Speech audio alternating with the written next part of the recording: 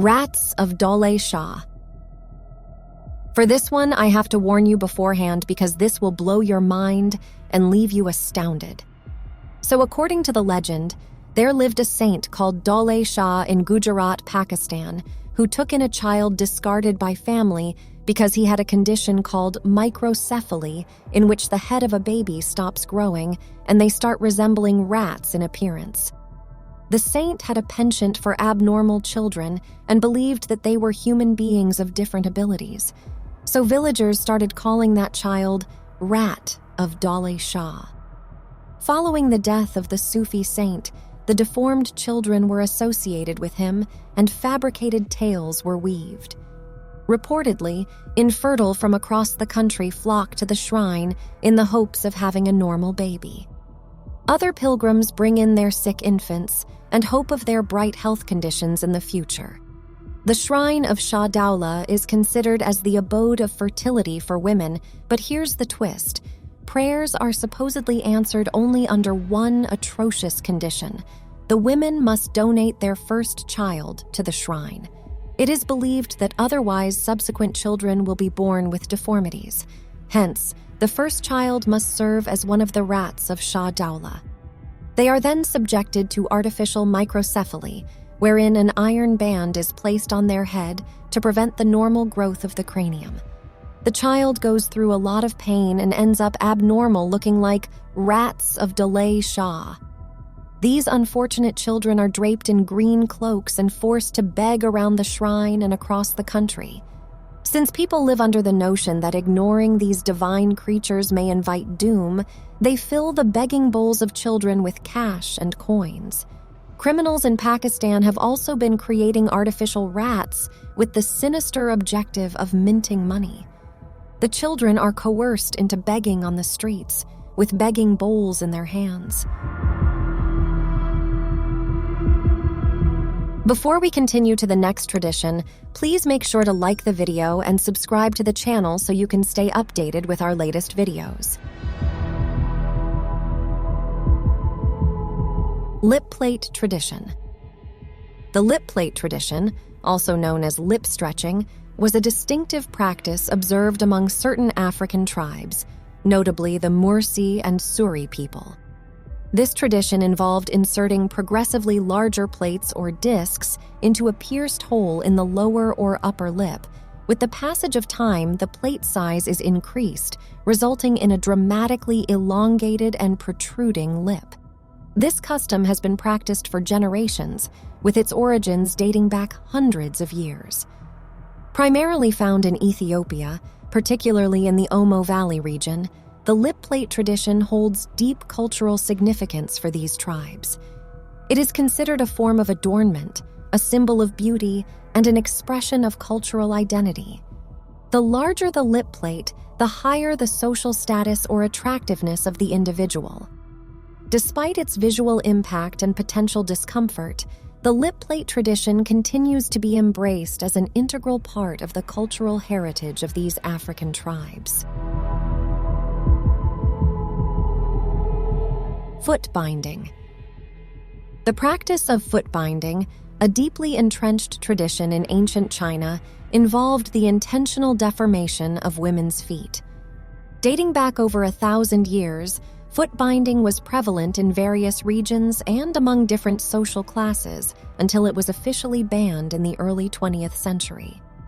This painful and often irreversible practice involved tightly binding the feet of young girls, usually between the ages of 4 and 9, to prevent natural growth. The desired result was tiny, deformed feet known as lotus feet. Foot binding was practiced mainly in wealthy and influential families, as small feet were considered a symbol of beauty, elegance, and social status. The process itself was excruciating, as the toes were broken and bent underneath the foot, and the tightly bound feet caused immense pain, limited mobility, and led to lifelong disabilities. Despite its physical and emotional toll, foot binding persisted for centuries until societal changes and increased awareness led to its eventual prohibition. Today, Foot binding stands as a stark reminder of the immense pressures women faced in ancient China to conform to beauty standards at the expense of their health and well-being.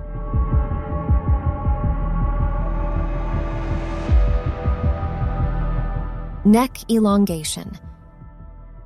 According to the legend of the Padang tribe in Myanmar, an alchemist wandered into the forest and fell in love with a dragon. The dragon laid 3 eggs, and one of them was the Pudong tribe. Since then, in order to honor their basilisk mother, the Padang women have elongated their necks to resemble a dragon.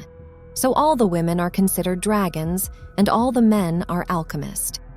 This unique custom involves wearing multiple brass rings around the neck, resulting in the visual illusion of an elongated neck. The process begins during childhood, and additional rings are gradually added over time, pushing down the collarbone and compressing the rib cage.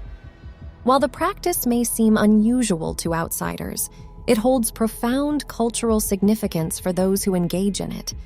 This archaic practice condemns women to a lifetime of affliction as their bodies become ensnared in coils, shackled by limited breath and restricted mobility.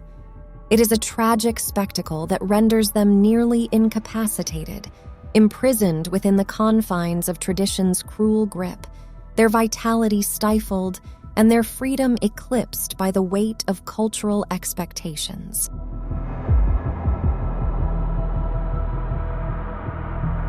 Scarifications. A painful and intense ritual performed by ancient tribes involved deliberately inflicting wounds on the skin. Using sharp objects or heated implements, these tribes would carve intricate designs and patterns deep into their flesh. Different ethnic groups, such as the Dinka of Sudan, the Nuba of South Sudan, and the Yoruba of Nigeria, have practiced scarification for centuries. The excruciating pain endured during the process was believed to demonstrate strength, endurance, and commitment to cultural traditions. However, with the passage of time and the evolution of societal norms, the practice of scarification has significantly declined. Through this practice, the body becomes a canvas of agony, as wounds are etched with purposeful intent, leaving a lasting testament to the depths to which humans will go in pursuit of belonging and identity.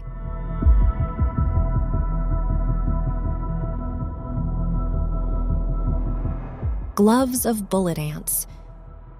The ancient ritual of donning gloves woven with bullet ants, known as gloves of bullet ants, was a daunting test of bravery and initiation practiced by certain indigenous tribes. The gloves were carefully crafted, ensuring that the venomous ants were trapped within the fibers. Upon wearing them, participants endured excruciating pain as the ants unleashed their venomous stings upon their hands. This agonizing ordeal served as a rite of passage, demonstrating one's courage, endurance, and resilience. The practice symbolized the transition from adolescence to adulthood, marking the individual's readiness to face the challenges of tribal life. Through enduring immense suffering, they were believed to gain spiritual strength, respect, and acceptance within their community.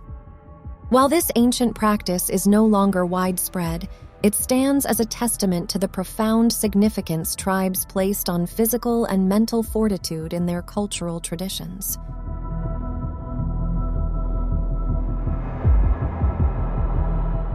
Hook suspension. A taboo and perilous practice involves the act of suspending individuals by hooks pierced through their flesh. A Native American tribe called the Mandan first practiced suspension as a tradition, marking the transition from boyhood to manhood. Tribe elders used handmade hooks to pierce the skin, then lifted the boys into the air using ropes. They'd hang like this, often for days. Those who could survive the ritual officially became men. Today, suspension is a spiritual and subcultural phenomenon practiced all over the world.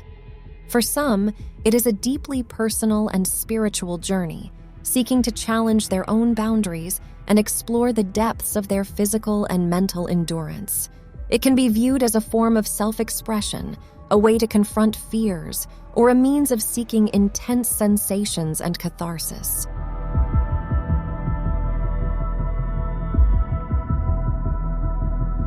Longhorn Miao. Deep in a mountain range in Guizhou province, there live an ancient tribal community whose women have a hairstyle so elaborate that it looks like a pair of bull horns.